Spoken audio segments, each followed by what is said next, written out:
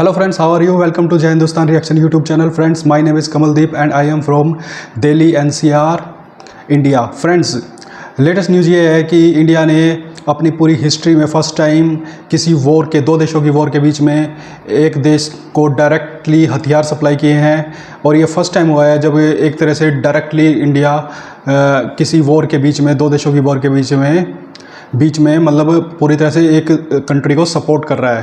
पहले verbally support होता था लेकिन फर्स्ट टाइम ऐसा है कि हथियार दिए गए हैं। तो फ्रेंड्स, जो वो दो देश हैं उसका मैप आप यहाँ पे देख रहे होंगे। वो मैप जो दो देश हैं वो हैं आर्मेनिया और अजरबैजान। इन दोनों देशों के बीच में पहले भी काफ़ी लंबे चरणों से युद्ध चल रहा है। एक ज़मीन के हिस्से को लेके इनके बीच में युद्ध चलता रहता है और आज भी इनके बीच में युद्ध चल रहा है। तो फ्रेंड्स, फर्स्ट टाइम इंडिया ने क्या है, आप जैसे न्यूज़ देख रहे होंगे यहाँ पे कि आर्मेनिया को Pinaka missile rocket launcher system दे दिया है। Missile rocket launcher system Pinaka जो इंडिया का है वो आर्मेनिया को भारत ने दिया है इस वॉर के अंदर, जो डायरेक्टली यूज़ होगा इस वॉर के अंदर, अब यूज़ होने वाला है। तो फ्रेंड्स, आज की जो हमारी वीडियो है वो एक कन्वर्सेशन है बिटवीन अतुल होलकर जो एक लेफ्टिनेंट कर्नल हैं और सीनियर जर्नलिस्ट रोहित शर्मा जी के बीच में। और फर्स्ट इन दोनों की बीच में जो बातचीत हुई है उसकी एक हाइलाइट्स देख लेते हैं। चलिए देखते हैं हाइलाइट्स। आर्मेनिया और अजरबैजान की वॉर में इंडिया डायरेक्टली घुसा है, आर्मेनिया को हथियार दे रहा है और बोल के दे रहा है। दो पावर बनने के लिए, रिकॉग्नाइज्ड पावर बनने के लिए मिलिट्री पावर की आवश्यकता होती है। और मिलिट्री पावर का मतलब ये नहीं होता कि हम दुनिया की सबसे बड़ी सेकंड लार्जेस्ट डिफेंस फोर्सेस लेके बैठे रहे। और ये भी है कि इंटरनेशनल कॉन्फ्लिक्ट में हमारे हथियार कैसे परफॉर्म करते हैं। तो ये ना सिर्फ एक जियोपॉलिटिकल प्रोजेक्शन है, एक बिजनेस रिक्वायरमेंट है, बट ये ऑल्सो एक टेस्टिंग ग्राउंड होता है। जितने हथियार इस्तेमाल होते हैं लाइव सिचुएशन के अंदर उतने आप इम्प्रूव करते हैं। तो ये कि रशिया अमेरिकन अपने लिए कुछ ना करे वो गलत। दूसरी बात, हम किससे परेशान थे? हम चाइना से परेशान थे जो कि पाकिस्तान में इंटरफेरेंस और इन्फ्लुएंस रखता है दोनों तरफ से। तो फ्रेंड्स, आज की आपने हाइलाइट्स देखी। इसके अंदर क्या है कि अतुल होलकर साहब बता रहे हैं कि किसी भी देश के अंदर मतलब ये कि वो बैठा रहे और बोली जाए कि हम सेकंड मतलब मिलिट्री पावर हैं, थर्ड मिलिट्री पावर हैं और बस बैठा रहे और अपने हथियारों को लेके बैठा रहे, ये आज के टाइम पे चलने वाला नहीं है। अब अमेरिका है वो अपने जो भी हथियार बनाता है दूसरे देशों में बेचता है और डायरेक्ट हमला करता है। रसिया भी ऐसे करता है। तो इंडिया का मतलब ठीक है, बोले जाते हैं कि हम मिलिट्री पावर है। तो फर्स्ट टाइम तो ये है कि इंडिया ने जो ये कदम उठाया बिल्कुल सही उठाया है। इससे क्या होगा कि एक तो जो इंडिया में जो हथियार हैं उनकी एक टेस्टिंग हो जाएगी, लाइव टेस्टिंग हो जाएगी कि भाई वो किस तरह से परफॉर्म करते हैं, ठीक है। और दूसरा ये है कि इंडिया जो जैसे हमारा जो थ्रेट है वो ज़्यादातर चाइना है, ठीक है ना। तो चाइना जो कर्नल साहब बता रहे थे कि चाइना मेजर थ्रेट है। तो जो हमें क्या है कि इंडिया को अपने हथियार को अगर दूसरे देशों में बेचना है तो वो तभी हो पाएंगे जब वो परफॉर्म बढ़िया कर पाएंगे, ठीक है ना। और उनकी परफॉर्मेंस कैसे मापी जाएगी? जब वो लाइवली किसी लाइव वॉर में जब वो यूज़ होंगे तब वहाँ पे उनकी परफॉर्मेंस मापी जाएंगी। और इसके और भी कई से टॉपिक्स हैं जिसकी वजह से इंडिया ने उनको सपोर्ट किया है। क्योंकि जो अजरबैजान है उसको पाकिस्तान और पाकिस्तान और तुर्की जो है सपोर्ट कर रहा है। तो अब पाकिस्तान और तुर्की क्या है, इंडिया के दुश्मन है, इनमिज कंट्री हैं। तो दुश्मन का दुश्मन क्या होता है? दुश्मन होता है, यानी अजरबैजान हमारा एक तरह से दुश्मन हो गया क्योंकि वो दोनों उसको सपोर्ट कर रहे हैं। तो इसलिए इंडिया ने क्या है, आर्मेनिया को सपोर्ट कर दिया है, ठीक है। तो इस तरह से ये इराक के ऊपर भी इराक को भी एक चेतावनी दी गई है इंडिया की तरफ से, भाई हमारे मामले में टांग मत अड़ाओ, ठीक है। तो इस तरह के कई मतलब उसकी वजह से भी ये एक इंडिया के लिए काफ़ी महत्व वाली बात है। दूसरी जो है कि जो हमारे गवर्नमेंट की पॉलिसीज़ हैं, जो अभी 10 इयर्स हुए हैं, जो नरेंद्र मोदी जी की जो सरकार की जो पॉलिसीज़ हैं वो काफ़ी एग्रेसिव है। जो पहले की गवर्नमेंट होती थी, जैसे नेहरू जी की होती थी या वो होती थी, वो कहते थे जी बस बैठे हुए हैं जी, ठीक है जी, हमें अपने से मतलब है, कोई वो नहीं, हम अपने आप में सेकंड वर्ल्ड पावर हैं, थर्ड वर्ल्ड पावर हैं या जो भी वर्ल्ड पावर हैं, वो बस खुश होते रहते थे अपने आप के अंदर ही मतलब। लेकिन मतलब वर्ल्ड पावर तो जब मानी जाएगी ना जब आपके जो भी आप बोल रहे हैं वो वाक्य में ऐसा हो, ठीक है ना। यानी कि वो दूसरे देश जो भी हैं वो टेस्टिंग देखते हैं, दूसरे देश हमारे देश से हथियार जब मंगवाएंगे, जब उनको लगेगा कि हमारे हथियारों में कुछ दम है, ठीक है ना। तो इस तरह के आई थिंक इंडिया की जो अभी रिसेंटली जो पॉलिसीज़ हैं वो काफ़ी एग्रेसिव हो गई हैं। और आजकल के जो इन्वायरमेंट है, मैं ये नहीं कह रहा कि पहले की गवर्नमेंट ने गलत किया होगा, उस टाइम का जो सिचुएशन होएगी, इन्वायरमेंट होएगी, वर्ल्ड जो उस टाइप की अलग होएगी, लेकिन आजकल के जो मसले चल रहे हैं, इन्वायरमेंट चल रही है, और जिस हिसाब से आजकल की जो पॉलिसी जो गवर्नमेंट ने हमारी अपनाई है वो आई थिंक आज के हिसाब से ठीक होएगी।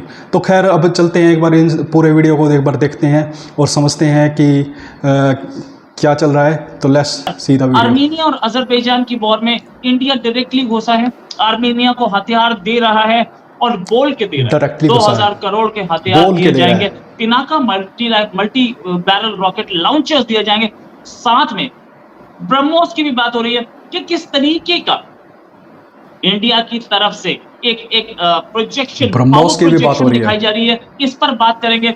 जियोपॉलिटिकल एक्सपर्ट और strategic expert lieutenant colonel Atul Holkar साहब से। डॉक्टर साहब, सर आपका बहुत बहुत स्वागत है हमारे साथ। सर पहली चीज, क्या इंडिया, हम एक नया इंडिया देख रहे हैं, एक नए भारत का उदय देख रहे हैं जो इंटरनेशनल कॉन्फ्लिक्ट्स में अपने आप को एसर्टिव रोल पे ले जा रहा है, जो इंटरनेशनल कॉन्फ्लिक्ट्स पे दिखा रहा है कि हाँ मैं हूं और मैं अपने हिसाब से वर्ल्ड ऑर्डर में अपनी ओपिनियन रखता हूं और जिसको चाहूंगा उसको सपोर्ट करूंगा। What do you think? जिसको चाहूंगा उसको सपोर्ट करूंगा।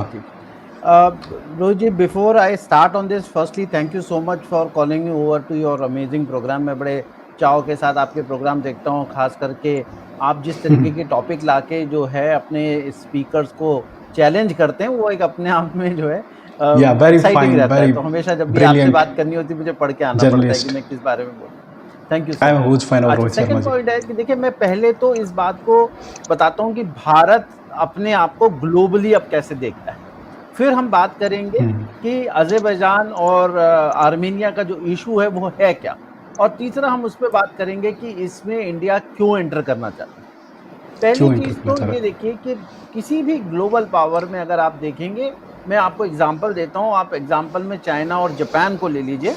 तो जापानीज और चाइनीज जो इकोनॉमिक पावर है स्टेज में तकरीबन बराबर थी, थोड़ा चाइनीज आगे निकल गए, लेकिन जो चीज़ सबसे ज़्यादा डिफर करती थी वो थी मिलिट्री प्रोजेक्शन और मिलिट्री पावर। देखिए, तो कहीं ना कहीं एक कंट्री को सुपर पावर बनने के लिए, एक रिकॉग्नाइज्ड पावर बनने के लिए मिलिट्री पावर की आवश्यकता होती है। और मिलिट्री पावर का मतलब ये नहीं होता कि हम दुनिया की सबसे बड़ी सेकंड लार्जेस्ट डिफेंस फोर्सेस लेके बैठे रहें और सिर्फ अपनी बॉर्डर की सुरक्षा करें।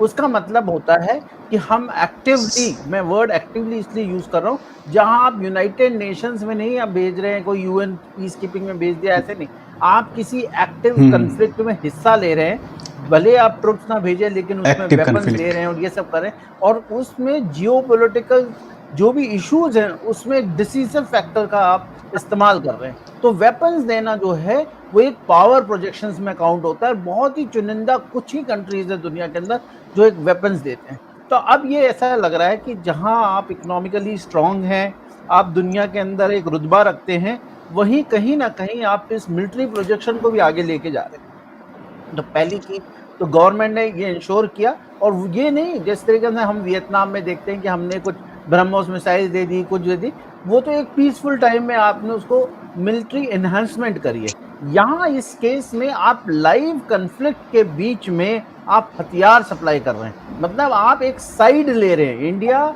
एक नॉन अलाइन कंट्री रहा है और इंडिया ने बहुत जगह पर, अगर आप ध्यान से देखेंगे तो इस बात के ऊपर काम किया है कि भाई हम जनरली बातचीत करते हैं। रशियन अभी यूक्रेन में भी देख लीजिए, हमने बहुत एक्टिवली ना तो रशियंस को मदद करी है, ना यूक्रेनियन को कि हमने कोई हथियार सप्लाई नहीं किए, जबकि रशिया हमारा अच्छा दोस्त है। लेकिन आप आर्मेनिया अज़रबैजान के बीच में देखेंगे कि हम अपने पिनाका रॉकेट लॉन्चर्स हैं, आपके बाकी जितने भी हथियार हैं छोटे लेवल पे वो भेज रहे हैं। और अब जो है वेटरन्स ने डिमांड की है कि अगर आपने इंटरवीन करना है तो आप एक छोटे से सिस्टम को नहीं भेज सकते, एक सिर्फ प्लेटफॉर्म को नहीं भेज सकते, आपको एक्टिवली बड़े हथियार भेजने पड़ेंगे, जिसमें हमारा मोस्ट सुपीरियर काइंड ऑफ जो हथियार इस वक्त जो सबसे बड़ा आंसर है वो ब्रह्मोस का है। तो पहली चीज तो ये कि भारत जो है वो एक अपनी प्रोजेक्शंस में लगा है और कहीं ना कहीं हथियारों के जरिए अपनी मिलिट्री प्रोवेस का इस्तेमाल कर रहा है।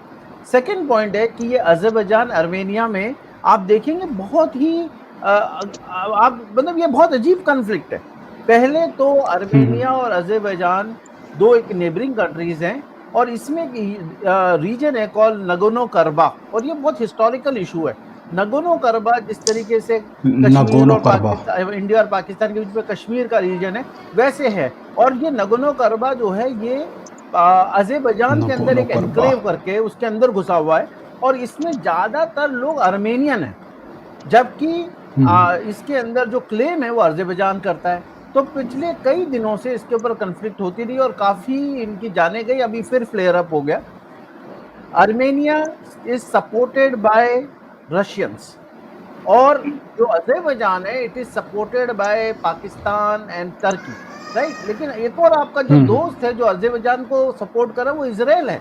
तो इस कन्फ्लिक्ट में इजराइल और इजराइल अपोजिट कैंप में रहेंगे। इंडिया के साथ में दूसरी तरफ जो है अर्मेनिया के अंदर वो जो है वो ईरान है। तो ये आप देखिए बहुत जियोपॉलिटिक्स है। लेकिन हमने अज़रबैजान और अर्मेनिया की कन्फ्लिक्ट में हमने क्यों ये सब चीज़ें चुनी? पहली चीज, हम टर्की से परेशान है। अगर कोई एक देश जो चीन और पाकिस्तान के बाद हमारे लिए एक सिक्योरिटी चैलेंज बन के उभर रहा है वो है टर्की। और टर्की को अगर आप देखें तो जो ये PFI वाला जो केस अभी चल रहा है ये पूरी तरीके से टर्की के पैसे से चल रहा था। सेकेंड पॉइंट है यहाँ तक कि जो लंदन में और मैनचेस्टर में और ये बाकी जगह छोटे छोटे जो राइट्स हुए लिस्टर में हुए हैं इसमें भी टर्की का हाथ बताया जा रहा है।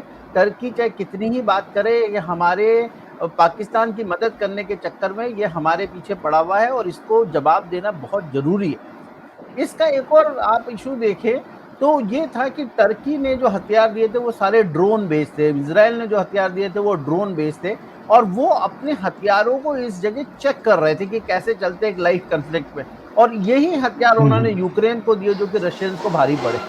सेम चीज हम भी जब अपने हथियार देते हैं, हालांकि वो 250-350 मिलियन डॉलर की बात हो रही है, लेकिन हमारा एम ये भी है कि इंटरनेशनल कन्फ्लिक्ट में हमारे हथियार कैसे परफॉर्म करते हैं। तो ये ना सिर्फ एक जियोपॉलिटिकल प्रोजेक्शन है, एक बिजनेस रिक्वायरमेंट है, बट ये ऑल्सो एक टेस्टिंग ग्राउंड होता है। जितने हथियार इस्तेमाल होते हैं लाइव सिचुएशन के अंदर उतने आप इम्प्रूव करते हैं। तो ये सारी चीज़ों की वजह से ना रोहित जी ये एक बहुत ही बड़ा कदम है। बड़ा कदम है, नो डाउट अबाउट इट। अच्छा ये जो हम लोगों ने किया है, पहली बार हम लोग कहीं पे जाकर के अपनी परफॉर्मेंस दिखा रहे हैं और हमारे सामने इजराइल खड़ा है, हमारे सामने मीन सामने वाले ऑपोजिट पार्टी को इजराइल सपोर्ट कर रहा है। कॉन्फ़िगरेशंस बदल रही हैं, बिगड़ रही हैं, बन रही हैं। ऐसे में क्या इंडिया इंटरनेशनल कॉन्फ्लिक्ट्स में अपने आप का असर्टिव रोल पे लेके आएगा? क्या ये वॉर दोनों की अज़रबैजान और आर्मेनिया की एस्केलेट की तो कहीं इन कंट्रीज का डायरेक्ट इंटरवेंशन दिखता है आपको? हाँ जी देखिए क्या होगा। अभी तक रशियंस जो थे वो मीडिएटर के तरीके से अज़रबैजान और आर्मेनिया के बीच में एक बैलेंस कर रहे थे और आर्मेनिया को सपोर्ट करता है रशियन। लेकिन चूंकि रशिया इस वक्त यूक्रेन में फंसा हुआ है तो इस वक्त जो है आप ये समझ के चलिए कि ये कहीं ना कहीं वो इंडिया को प्रॉब्ली इंडिकेट कर रहा होगा कि आपको उसका सपोर्ट थोड़ा सा एस्केलेट करना चाहिए, बढ़ाना चाहिए वगैरह वगैरह। और उसके अलावा जो है ये भी आप समझ सकते हैं कि हम देख रहे हैं कि हो सकता है कि किसी तरीके से फिजिकल ट्रूप्स कोई नहीं भेजता, लोग हथियार भेजते हैं ना। पाकिस्तानियों ने अभी देखिए पाकिस्तान के हथियार यूक्रेन में पकड़े गए, पाकिस्तान यहाँ पे अज़रबैजान को दे रहा है, पाकिस्तान मतलब किसी न किसी तरीके से अपनी कन्फ्लिक्ट में इन्वॉल्व रहता है। तो हम फर्स्ट टाइम है ट्रुप्स तो नहीं भेजेंगे लेकिन डेफिनेटली हम जो है हथियार को भेजेंगे उसके अंदर और वो देखेंगे। राइट। अच्छा सर एक चीज और, अभी हाल में खबर आई थी कि बाजवा, जनरल बाजवा पहुंचने वाले हैं अमेरिका या पहुंच चुके होंगे वहां जाकर के एड मांग रहे हैं। पाकिस्तान भी अपनी इंटरनेशनल लेवल पे अपने आप को असर्टिव दिखा रहा है। चाइना से दोस्ती पहले सही है, अमेरिका से भी बेहतर बना रहा है। ऐसे में हम कहाँ खड़े, हमारी किसके साथ अलायंस है? क्या हमें इनकी जरूरत है या इन लोगों को हमारी जरूरत? नहीं देखिए क्या है, हमने बहुत ज़्यादा इसमें मतलब ध्यान रखना चाहिए पर बहुत डिटेल में रीड ऐसे करने घबराने की आवश्यकता नहीं है, परेशान होने की। आप अपनी एक इंडिपेंडेंट पॉलिसी रखते हैं वर्सेस अमेरिकन एंड रशियन, तो सेम तरीके से वो भी अपनी इंडिपेंडेंट पॉलिसी रखेंगे। हम रशिया को सपोर्ट करते हैं और इतनी जगह हम रशिया को सपोर्ट कर रहे हैं, अमेरिकन परेशान है और हम उम्मीद करें कि रशिया अमेरिकन अपने लिए कुछ ना करे, वो गलत। दूसरी बात, हम किससे परेशान थे? हम चाइना से परेशान थे, जो कि पाकिस्तान में इंटरफेरेंस और इन्फ्लुएंस रखता है दोनों तरफ से। वो हमारे लिए ज़्यादा खतरनाक है बनस्पत कि पाकिस्तान जो है आपके अमेरिकन और सऊदी के उस कंट्रोल में रहे, तो वो ज़्यादा कंट्रोल है जहाँ आप इन्फ्लुएंस कर सकते हैं। तो मैं इसको तो समझता हूँ कि मैं तो बहुत खुश होऊंगा कि अगर ये अमेरिकन इन्फ्लुएंस के अंडर आ जाए, क्योंकि ये चाइनीज इन्फ्लुएंस जो है ना, इनको बड़े खराब जगह ले जा रही थी। और एक चीज़ और मैं बता रहा हूँ, ये अमेरिकन, सऊदी अरेबिया, यूएई और कुछ हद तक जनरल बाजवा इन पर्सन जो है ना, वो कोशिश कर रहे हैं कि हम चाइनीज इन्फ्लुएंस से बाहर निकलें। इमरान खान साहब जो हैं वो चाइनीज इन्फ्लुएंस के अंडर रहे हैं और इसीलिए उन्होंने सऊदी अरब से, यूएई से, अमेरिका से रिश्ते खराब क्यों? क्योंकि वो चाइनीज़ बोली बोल रहे थे। और जनरल बाजवा और इमरान खान की पॉइंट ऑफ कन्फ्लिक्ट जब उन्होंने उनको हटाया था, तब भी यही रहा था। तभी तो अभी इमरान खान आज भी कहता है कि उसको फॉरेन कंट्री ने हटाया, बनस्पत जैसे कि वो कहना चाहता है कि अमेरिकन ने हटाया। तो ये एक उनके इंटरनल पॉलिटिक्स का एक इंडिकेशन ये दिखा रहा है कि कहीं ना कहीं जो है पाकिस्तान चाइनीज़ खेमे से हट के जो है वो अमेरिकन की तरफ बढ़ रहे हैं। और मैं तो उसको from A Jio politics purposes कहूँगा कि बेटर है इंडिया के लिए। कहीं ना कहीं देखिए रोहित जी, दो चीज़ें हैं, या तो हम पाकिस्तान को एक परपेचुअल कन्फ्लिक्ट में रखें जिसके अंदर पाकिस्तान में इतना इंटरनल इशू रहे कि वो हमारे लिए खतरा ना बन पड़े, वो थोड़ा सा एक हमेशा ट्रबलसम रहेगा, या हम पाकिस्तान को उस लेवल पे ले आए जहाँ एक पीस लेवल पे रहे और कंट्रोल में रहे। तो ये इंपॉर्टेंट चीज़ है और वो चाइनीज़ की तरफ से निकलना है। तो देखिए CIA और ISI जो दोनों हैं वो हमेशा बड़े क्लोजली रहे और आज के नहीं है, ये सदियों से रहे। मतलब अगर आप देखें अमेरिकन एजेंसी, जब से अफगानिस्तान में रशियन ट्रुप्स आए थे उस दिन से लेके आज तक इनकी बड़ी क्लोज दोस्ती रही है। अभी अल जवाहिरी को मारा तो इनको थोड़ा सा वो F-16 के स्पेयर पार्ट्स मिल गए, अब ये 2-4 को और मार देंगे तो देखिए जवाहिरी को मारा तो हमें ही फायदा हुआ ना, वरना तो ये अननेसेसरी हमारे अगेंस्ट स्टेटमेंट। अब अगर ये तालिबान को अंदर भी घुस के 2-4 चीज़ें कर पाते हैं अमेरिकन की मदद से तो फायदा हमें ही है। तो ठीक है, अमेरिकन उनको कुछ पैसे देंगे, वो चीज़ों को कुछ लोगों को मार देंगे तो हमारे लिए फ़ायदा है। अभी अगर ये जितने भी हाफिज सईद और ये सब हैं, भले आप IMF का कह लीजिए, FATF का कह लीजिए, लेकिन अल्टीमेटली इनडायरेक्टली तो अमेरिकन इन्फ्लुएंस की वजह से दबे पड़े हैं ना। अगर ये इन्फ्लुएंस नहीं होती तो ये कितने बयान दे रहे होते थे इस वक्त, आप समझ सकते हैं। और ख़ास करके PFI का और ये जब चीज़ें मसले चल रहे हैं इंडिया के अंदर, तो वो एडवांटेज लेके उसको प्रोवोक करते हैं। तो फ्रेंड्स आपने वीडियो देखी। तो फ्रेंड्स इंडिया क्या है कि आर्मेनिया को पिनाका मिसाइल दे रहा है और अब बात ये चल रही है कि वो ब्रह्मोस मिसाइल की भी मांग कर रहे हैं कि ब्रह्मोस मिसाइल, मतलब वो कह रहे हैं कि ये पूरी तरह से नहीं, अब आप इन्वॉल्व होना चाहते हो तो मतलब अच्छी तरह इन्वॉल्व होइए। तो वो ब्रह्मोस मिसाइल को भी डिमांड कर रहे हैं। अब देखते हैं कि इंडिया देगा या नहीं देगा ब्रह्मोस मिसाइल या नहीं देगा, वो अलग बात है, ठीक है। अब दूसरी बात यहाँ पे सामने आ रही है कि जो अजरबैजान जो है उस देश के जो सपोर्ट कर रहे हैं वो कर रहे हैं तुर्की और पाकिस्तान। और जो अतुल होलकर साहब बोल रहे थे कि इस टाइम हमारे लिए देखिए दो देश जो थ्रेट थे, एक चाइना था और एक पाकिस्तान था। तो पाकिस्तान को तो हम हल्के में ले लेते थे, चलो कोई नहीं, निपटा देंगे इनको तो, लेकिन चाइना एक ख़तरनाक हुआ करता था हमारे लिए, अभी भी ख़तरनाक है। लेकिन अब एक तीसरा देश भी उभर के आ रहा है हमारे लिए, जो हमारी डिफेंस को थ्रेट कर रहा है, हमारी सिक्योरिटी को थ्रेट कर रहा है इंडिया की। वो देश है तुर्की, ठीक है।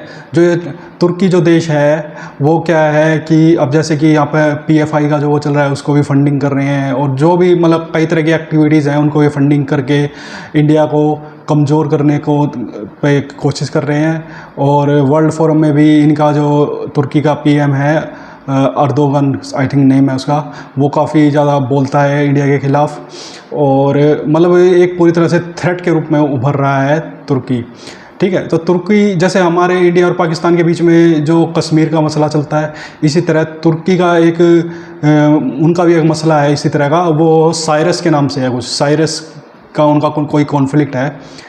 तो इंडिया ने, जैसे कि हमारे जयशंकर जी है, उन्होंने भी साइरस की कुछ वो थी, उस पर कंग्रेचुलेट किया अभी 1-2 दिन पहले ही, और खुल के सपोर्ट भी किया है साइरस को।